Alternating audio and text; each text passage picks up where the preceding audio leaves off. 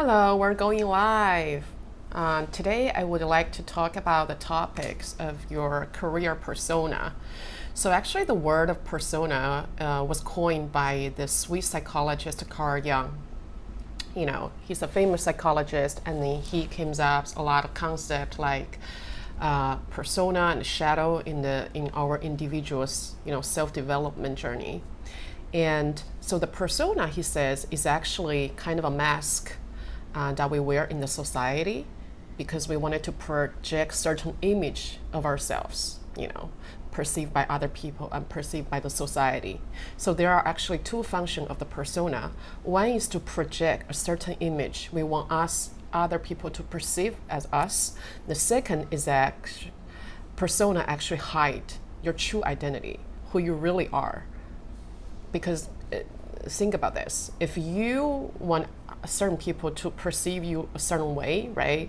It's almost like you have to hide other aspect that's not fitting to the image you want other people to perceive. If you want people to see you as smart and intelligent, guess what? You have to push away from yourself, right? Maybe that not so smart, right? Or not sharp, right? And we as individual are a whole. But if we gradually choose to push parts of us away, the part of us actually are going nowhere. It's going to be put in our deep psyche, right? Eventually, that's going to be accumulated in the unconscious mind. So that's the shadow, right? So the persona is the part that we wanted to present ourselves. So what is your career persona, right? I think this is a very interesting topic because we have our different persona in different area of our lives, right? In relationships, in dealing with boyfriends, girlfriends, husbands and wife, our persona when dealing with friends, our persona we present ourselves when we communicate with the parents, right? But of course, you will think that the persona, you have a certain persona in the workplace, right? And in your career development. So my question for you is that what do you think your career persona is, right?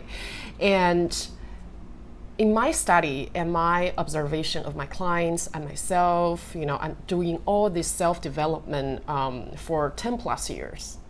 And I have, I think there are about like four, big general category of persona, which is the first one is my favorite, which is my persona is a warrior type.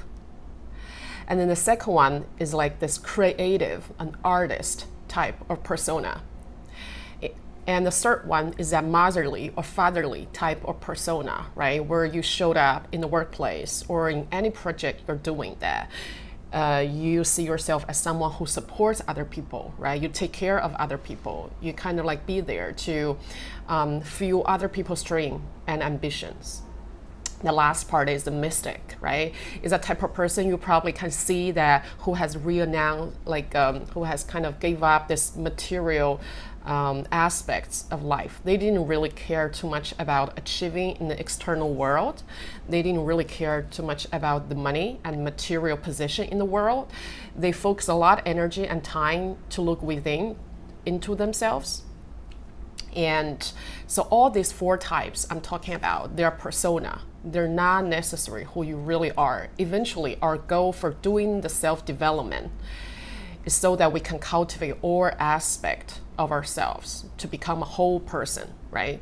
Today, I wanted to focus on talking about the career persona of this warrior type. And like I have mentioned, I myself is the warrior type, and the majority of the clients that I'm coaching right now are also warrior type. So this information is really going to help you guys. So let me just talk about what the warrior type persona is, right? So the warrior type persona, I'm just looking away to see my notes, by the way, you guys, and is that their kind of like attribute and their personality is that they are very much accomplished in their career. A lot of them tends to have advanced degrees, and they grew up in the family where the parents really, focus on the academia or focus on, like the achieving and winning, right? And just striving for success. So they are really driven by this kind of like this motivation of just be the best at what you're doing, be a perfectionist, achieving and accomplish. That's their mindset, and that's how they function in their lives.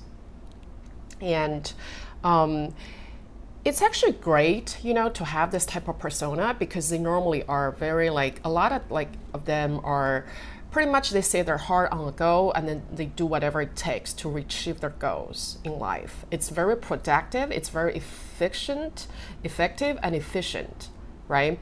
From this material world perspective. However, there are 3 downsides that's actually stopping them to become this whole person, to evolve to the next stage of their lives. The first one is that, think about it. It's great to achieve and accomplish and win in life. However, when it comes to a compulsive needs to do so, we almost forget the reason why we're doing it at the first place, right? A lot of these type of warrior persona people, they kind of tie their self-worth, their value, and their identity to what they have accomplished, what they have achieved. How much money they have, what kind of career they're doing, what kind of a job title they have. So they kind of identify themselves for this external type of identification. And the thing is, if you do it for a while, this becomes compulsive, right? Let's say if you're doing this for 10 years, 20 years, 30 years, never stop to examine what's really driving me. What is my why of doing what I'm doing right now, right? And then suddenly you look back in your life, you're like, I don't even know this is what I truly care to do, but it's because this compulsive habits, that driving force inside of me, that's driving me to doing what I was doing. So a lot of people will feel almost cheated, by life, or by, people who have told them you have to do this type of things, right? So that's this first downside. The second downside is that a lot of the warrior type of persona, they can do everything great, right? Once they say their goals, they put their energy and their time on achieving any goals, it's like they can achieve it. So guess what? A lot of times, they don't even know that. Is this really what I wanted to do? Is this what really represents my true talents? This is really what my life purpose is? A lot of times they realize that actually it's the parents, right? That growing up, the parents or the society, they're telling them that to be a winner, right? To be a people who can be respected by other people, to be this type of person who can have abundance, who can have money, who can make a lot of money so that you can have a great life. You gotta be, let's say certain job that come to my mind is that you got to be an engineer right now. Computer science is popular. You got to be a software programmer. It used to be still doctors. You have to be an engineer. You have to be a lawyer. You have to be an accountant, right? You have to be a banker. This type of job. I'm not saying that those careers are not meaningful and they're not good, but I'm saying that if you do this type of job because you saw that, because other people are telling you to do so, because you saw that that's what's expected out of you, and then you never entertain other alternatives.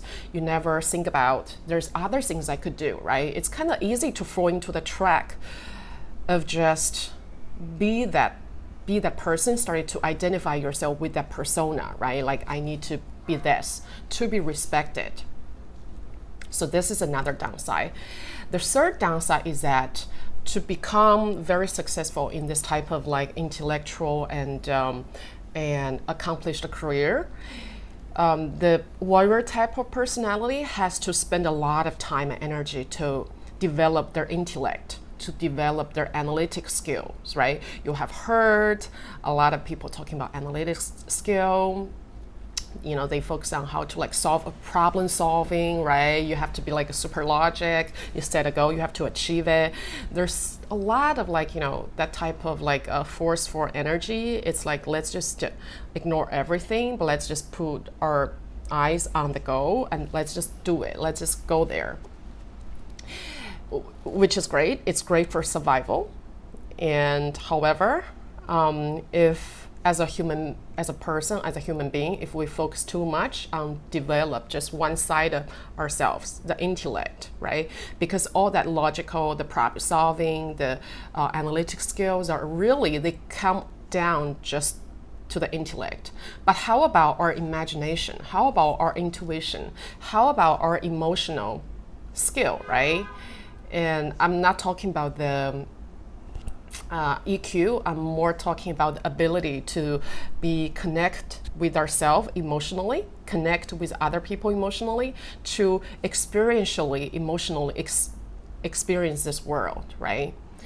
I'm talking about that. So we kind of get disconnected with those sides of ourselves, right? That's why you see a lot of like well-accomplished person, who have abundance of life, who has a lot of stuff going on with them, who have a lot of friends, but they seem like they're not happy. They seem really restless, right? There's like this deep unpleasantness, this deep unsatisfied feeling. There is this deep like disconnected to oneself, that you can see those feelings there with those type of personality. So this is the third downside for someone who has a warrior personality. So how to work with this, right? Because we know that has a warrior type of energy is really beneficial for our success, for our winning, for our achieving in life, but there are downsides. So how do we can work with the downsides of that personality so we can become someone who's whole, who's mature, who has everything together, who is a whole person? And I wanted to actually invite you to ask yourself those type of questions, right? Let's see that instead of just, putting all your energy just like and time to, to achieving your goal, right? Have you ever stopped to ask yourself, like, what's my why? What is the meaning of that? Do I really feel satisfied, to putting all my energy and time for achieving a certain goal and to be a certain type of person, right? And also to be a certain type of person, to do a certain career, is that my intention, right? Or that intention is coming from my parents when I was a kid, right? Or does that expectation actually is coming from the society? That other people are telling me, hey, like you should be this type of person, you should make certain type of money, you should do a certain type of job, right? To really ask yourself that, because if you don't ask that type of question and you just keep going, right, keep achieving and achieving and achieving, eventually you'll feel like, yeah, like I did a lot, but does it, but I feel like they didn't really mean anything to me, right? So if you stop yourself and ask those type of questions to really figure it out, like what my heart's really want, what is my authentic, my natural talents, what is the kind of project or the things that I care to do in my life, not only right now, like maybe getting respect from other people so they think I'm successful, and also that I can get a certain lifestyle, but think about what is the things that I really care to do, even after 5 years, right? Or even after 10 years. Because guys, you need to have like that kind of sometimes when when we're in life and we're achieving, we need to have this momentum of keep going, right, and keep achieving. It's necessary to have that internal desire, to do this type of things, right? You got to do what you truly care and love to do. And doing those, you can do it for a long time. But if you only do it from external reasons that, we can only sustain ourselves for so long. And eventually we're going to lose the momentum.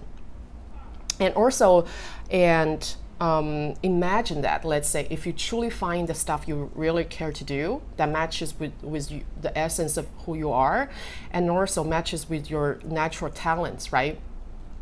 And then you direct all your energy, your time, your resources, right, to achieve that, right? Can you see that how much greatness you can achieve in your life? Right? Not only from the expectation of the external success, but how much more fulfilled you will feel internally, right?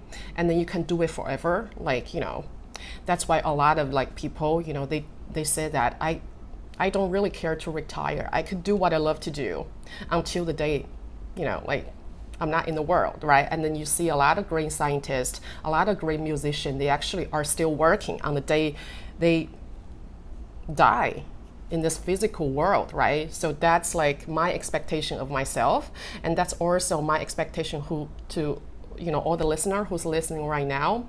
And I hope all of us can truly, you know, not only, you know, achieve and winning in life out, you know, just kind of like on autopilot. I want us to really stop to ask the question and then do the things that are truly meaningful to us. And thank you for listening. Hi, Jenny.